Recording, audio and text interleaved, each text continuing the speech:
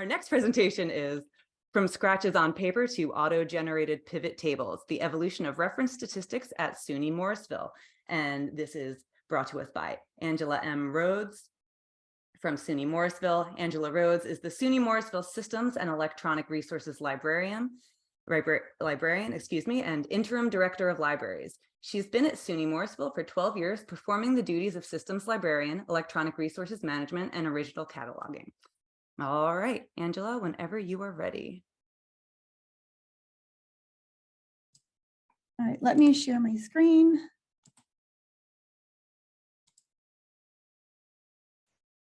Okay, can everybody see that? Looks good to me, thank you. Perfect, thank you. All right, so good morning, everyone. Thank you so much for having me. I am super excited to be a part of this day of celebration of data nerding. I am Angela Rhodes, Systems and Electronic Resources Librarian at SUNY Morrisville. I'm just really excited to talk about how we've kind of evolved in how we collect our data. This is going to be very detailed, I guess, in terms of how it happens and how it's put together. And yeah, I just have a lot to share, so I'll just jump right into it. So the flyover, I'll give a brief introduction of SUNY Morrisville Library, and then I'm going to talk about reference statistics and how we keep it. And so I'll start with sort of when I landed here in 2010, what reference statistics looked like, and then my OG design. And then I'm going to walk into our 2013 Excel redesign, and then go into what we've launched in the fall of 2022, which is a Microsoft Forms version of collecting reference data. So that's kind of the flyover. All right, so just an introduction of SUNY Morrisville Library. We are a small rural college of agriculture and technology in central New York. It is currently a balmy 3 degrees, I think, and it's only going to plummet even further. We might be in the negatives already. We have a very, very small budget when it comes to keeping statistics and all of that. A lot of that we do very simplistic and incredibly homegrown because we don't really have the budget to spend on anything sort of more fancy or detailed. And then also we have varied comfort levels with technology among our staff. So we have some that are comfortable using technology. We have some that would much prefer to still be in 1982. So when I arrived in 2010, statistics were kept on a piece of paper with little hashes. Eek! So this process of keeping data, we all think that keeping reference statistics is important to how we illustrate to the college that we are relevant, that we are providing a service for the campus. But this was just unusable. It was a manual process of not only keeping hashes at the desk, but then also translating them into an Excel document with very little detail because of the fact that it's literally just hashes. And it's incredibly duplicative. So you start out on paper and then you have to turn around and take the time to actually put it from paper into something that's at least a little bit more electronic and digestible. So luckily, not to worry, I had already seen this sort of like at my previous institution. And I brought with me a tool using Excel to keep track of reference in a more civilized way. And so I introduced and unveiled to Morrisville something that I had built in my previous institution, which was to use Excel to track reference statistics. And that tracked it by day of the week, month, time of day, type of question, and then, all of that kind of stuff. So I used tabs on Excel to differentiate between the months. I had columns used for questions, rows for day and time. Cell referencing is what I used for cumulative data. And then, in order for me to sort of sell this to the rest of the librarians, I just put it as, look, all you have to do is just mark a digital tally 1 in the box where it fits. And, oh, if there's a 1 already there, you put a 2. And the Excel sheet will do the rest for you. So this helped to kind of break down that sort of barrier of, some that were a little bit more intimidated to use any kind of software to keep up with this kind of stuff. It's easy peasy lemon squeezy. It was a simple way for us to kind of break away from a lot of the analog ways that we were keeping track of data. And this was one of my first iterations. So just to kind of share with you how my OG stats sheet looked. So I hope everybody enjoys looking at data as much as I do. So this was the OG sheet. So this is our 2010-2011 data. And so this is how I kept statistics. So I had each tab tabulated sheets, each tab tabulated data for each month. And then I had a cumulative totals page that used reference statistics, cell referencing in order to bring in the data from each of those tabs and create all of these pretty little rainbow charts that you see. So, you know, any particular question I could answer about things like what time of day were we busiest? You know, so usually 2 to 3 o'clock in the afternoon, we were busiest. And that was, you know, cumulative data. This is all stuff that, you know, I was just able to with no effort tabulate because it was already doing it on its own. The cell referencing did all that for me. So that was 2010. Life was good. We were able to, you know, essentially open up a brand new world of data. So some flaws in this though. Only one staff could have it open at a time. It was an Excel sheet. And so if you were answering a question somewhere else, you know, you had to go to the reference desk and say, hey, mark a little hashtag for me for this. There were 2 campuses. We have 2 separate stats sheets in order to account for the fact that we have both our Morrisville campus, and then we also have a branch campus in Norwich. So we have 2 campuses. We needed 2 separate stats sheets. Cell referencing is incredibly clumsy. So, you know, having to cell reference and refer to data from different tabs, it's incredibly time consuming and clumsy. Staff had direct access to the calculated cells to input new data, and that caused a lot of errors. So a lot of people were able to accidentally, you know, mark a number in a space where they should not have been able to. And so that ended up causing a lot of trouble that I would then have to go back and fix because, you know, something gets out of whack, it no longer works. And some other issues in terms of just the data that we were collecting, there was no way to indicate the staff that was responsible for the question. And there was no way to include subjects, which would have been a naming convention nightmare. We had debated, you know, okay, do we just make a new sheet and start just typing out subject headings? But again, it would have been clumsy and it would have been a mess. It would have been a nightmare. And then also, if we had duplicate questions or multiple questions tallied per hour, we couldn't differentiate if there was a format difference, like one question answered by phone versus one question answered on the desk. There was no way to differentiate between which questions were answered under which format. So that led to some changes that I made in 2013. So I ended up pivoting.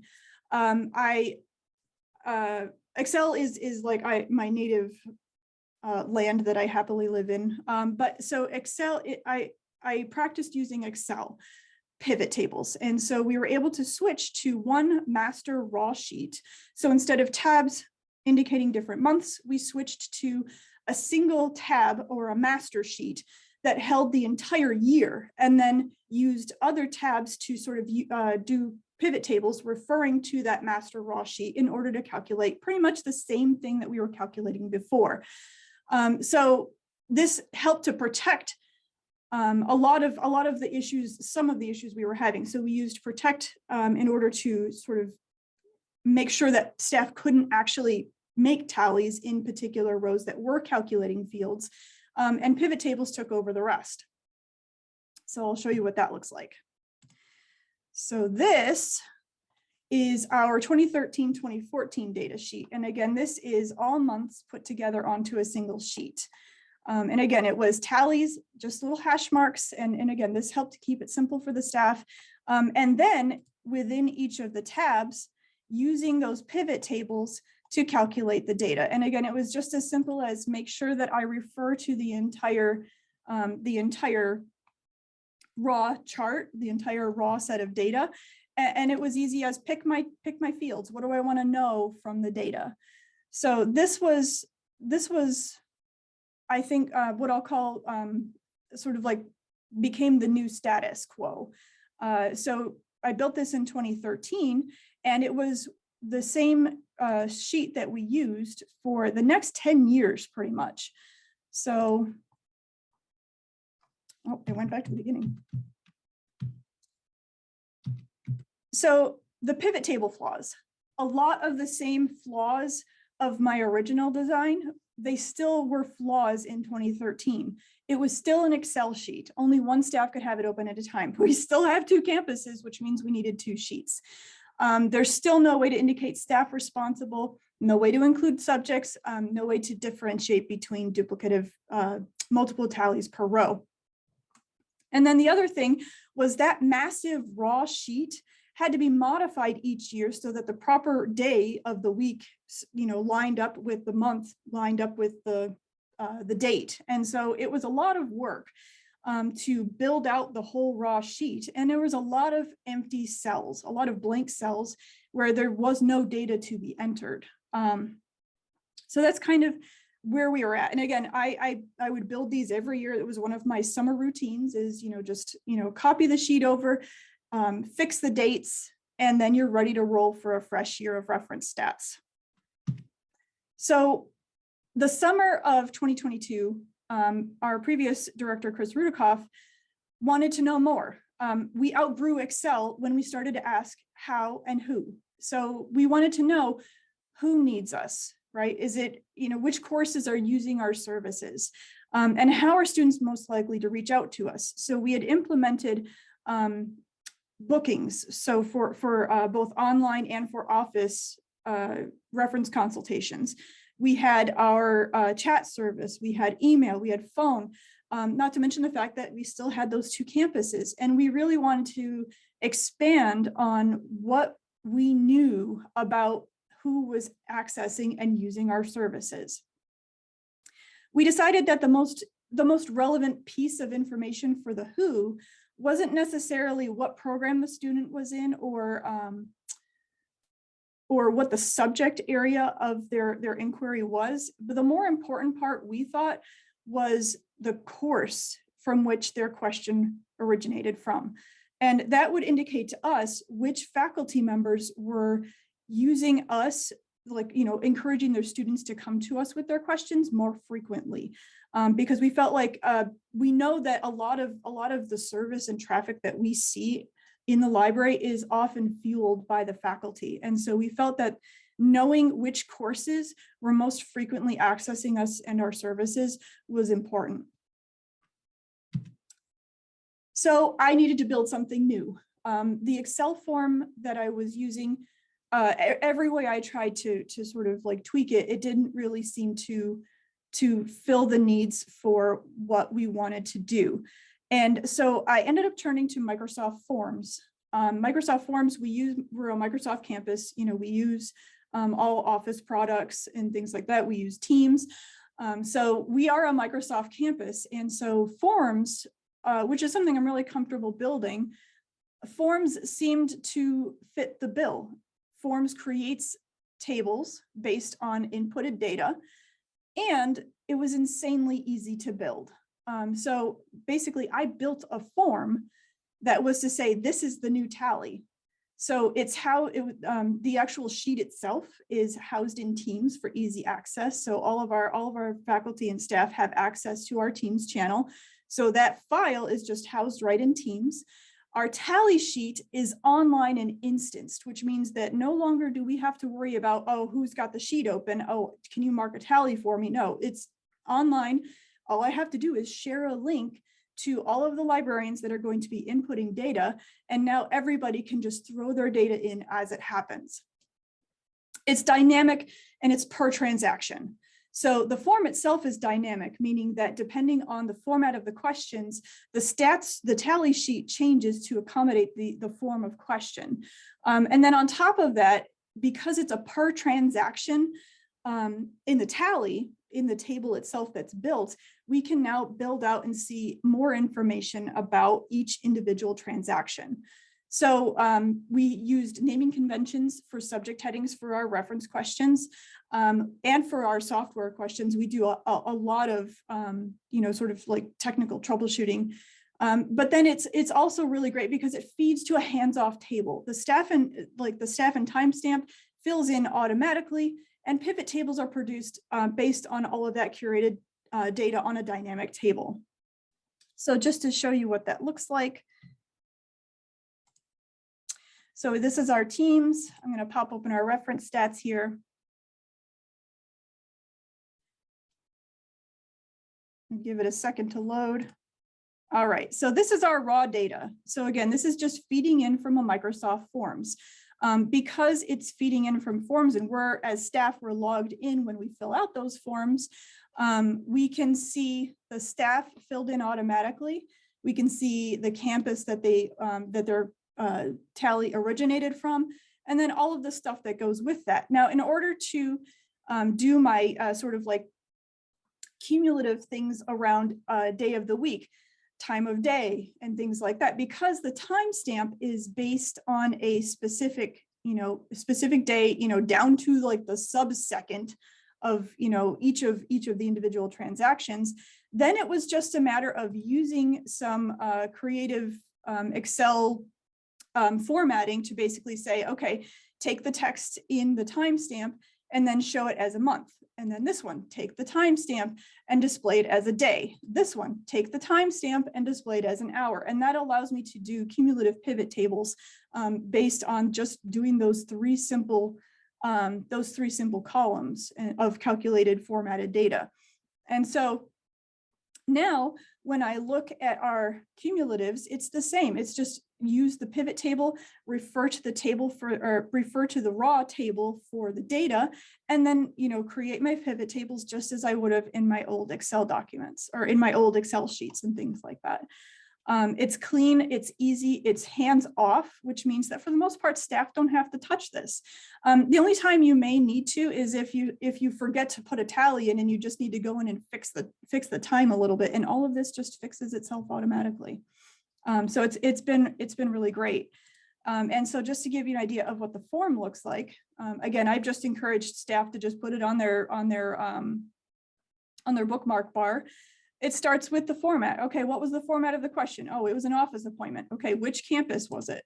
And then, what was the question? So in this case, it was a short reference question. Okay, well, if it was short reference, what was the course? So again, when we do these transactions, we try to be very deliberate and ask, okay, what course is this for? If we can't tell right off the bat.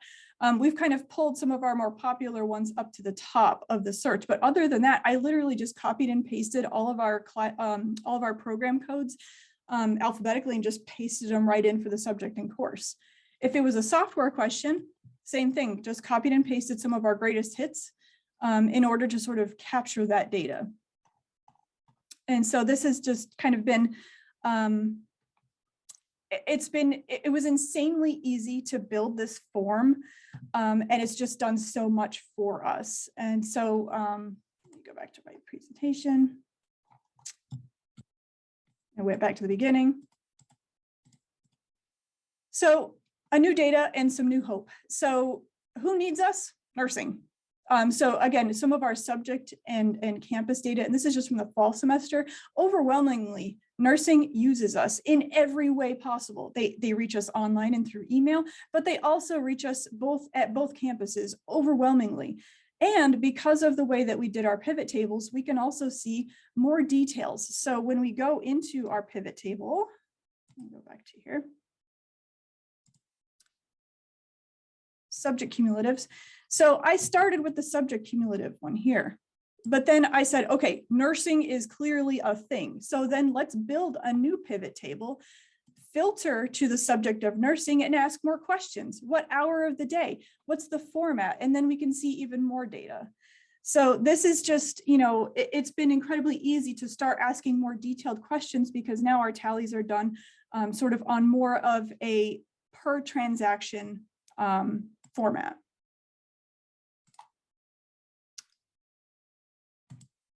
So beyond 2022, this is just the beginning. One of the other things that we really want to attempt to do is to somehow illustrate impact. And what I mean by that is to somehow include the student success of the student, and then somehow tie that to how many times they visit the library. The problem with that is anonymity. And so, we've thought about, okay, well, what if we scan their barcode? Well, that barcode can still be traced back to a student. And so we'd like to do more with that, but we haven't really figured out a way to do that and still maintain anonymity. Based on the fact that our nursing data is so overwhelming, we want to advocate for an embedded online librarian for nurses. One other thing we thought about is, okay, 9 o'clock is like way up here, and that's usually when people start, when the librarians get to the desk. Maybe we need to look at 8:30. And then we also, based on our software, we need to partner with IT for better network printer installation directions.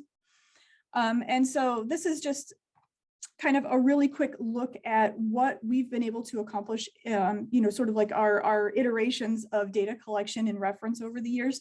I'm really excited and curious, crazily curious to know how other librarians, like how other libraries keep reference statistics. And so I'm definitely, I'm really excited to sort of open it up to questions now, because I think that means we should have just about 10 minutes, right? Yes. Sure. We have eight minutes. But thank you very much for that. That's really cool. I really like what you've done with that. I guess the first question in the Q&A is, how do you define long and short reference questions? Does that accurately differentiate how much experience the librarian needs to effectively assist the person? Also, okay, sorry. Sorry. You track the category, students, faculty, administrators who make the request. So to answer the first question, short and long reference questions is more just a matter of time with patron. So if it's a short question, maybe it was like 5 minutes. And then if it's more than 5 minutes, then it's a long question. So that's pretty much is just time with patron for the difference between short and long. And at the moment, we do not differentiate between faculty, staff, and student questions. Although primarily who we do serve are the students. But yeah, we don't differentiate between their status at the moment. Okay, thank you. Next question in the Q&A is, do you have to refresh the pivot table, or is there some way to set up pivot tables to auto refresh when it is open? They auto refresh. That's a setting in the pivot tables. So let me bring it up here. I think it's a setting in the, now I have to find it. It's in here somewhere. You can set it up to auto refresh. The one thing I will say though, is that if you have a lot of data coming in all at once, it will pause the auto refresh. But then refreshing it is relatively easy, but it does have an auto refresh set on it. And now I'm struggling to find where I turned that on. It is there because it is turned on. All right, thank you.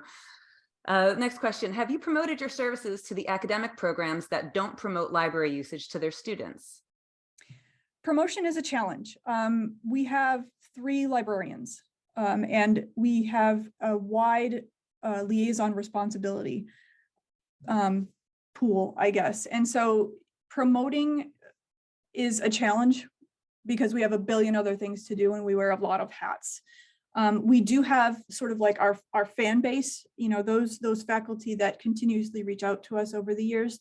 Nursing has actually been a real challenge in terms of making relationships with nursing faculty. There's a lot of turnover in nursing. And that is one department where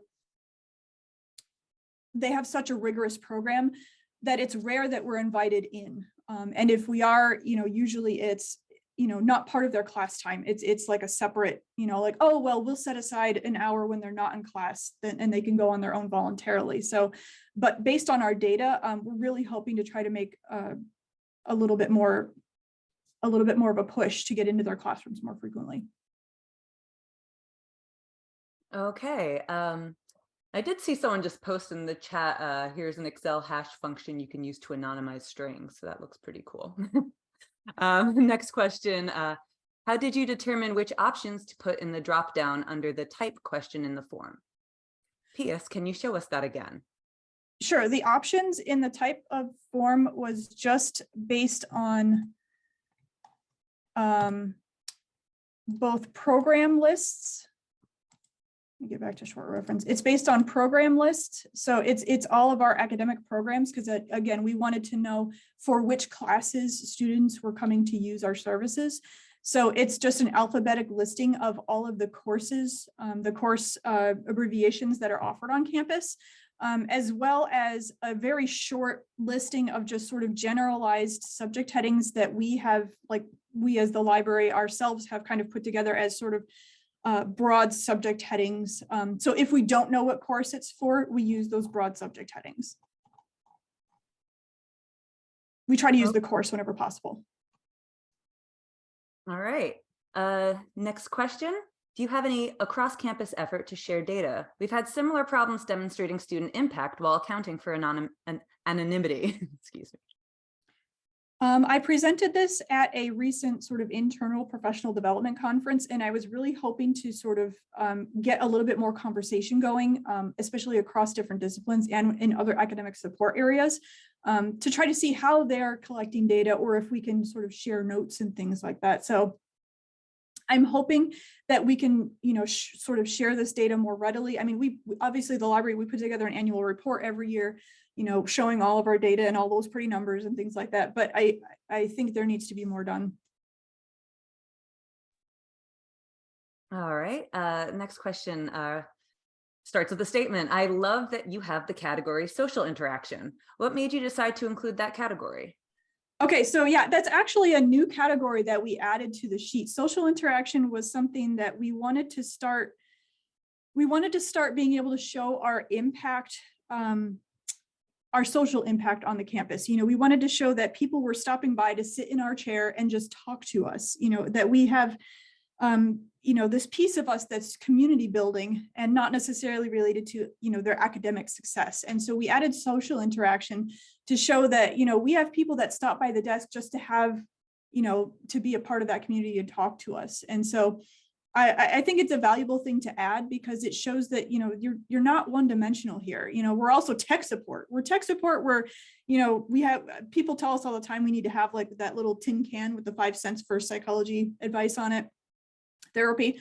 And, you know, and then also, you know, oh, by the way, we'll check your citations. So we do a bunch of stuff at that desk. That desk is a point for so many, a touch point for so many different interactions. And so social was one that we did add to this new sheet. Okay, next question. I didn't understand if you were able to sync Microsoft Form with Excel. So Microsoft Form feeds into basically Excel. So the Microsoft Form itself creates an Excel table. So when you use Microsoft Form, the data is pulled into an Excel table. So this is Excel. Okay, and one last question. Could you feed this data into a data warehouse and then into Power BI? I don't see why not. I haven't played with Power BI enough to really know, but I don't see why not. It's just a table of data. So okay. Yeah, I mean, just simple form creates the table, and then pivot tables make all the numbers dance and look pretty. All right, we actually have time for one more on top of that. Have you thought about using the Reed scale? I'm not familiar with Reed scale. I don't know what you mean. All right, well, we can forward the rest of these questions to you, and we'll share those questions and answers out along with the slides and the recording of this conference. And one more time, Angela, I'd really like to thank you for sharing this. I think what you're doing, it looks really good, and I think you're getting some really good data. So thank you. Thank you.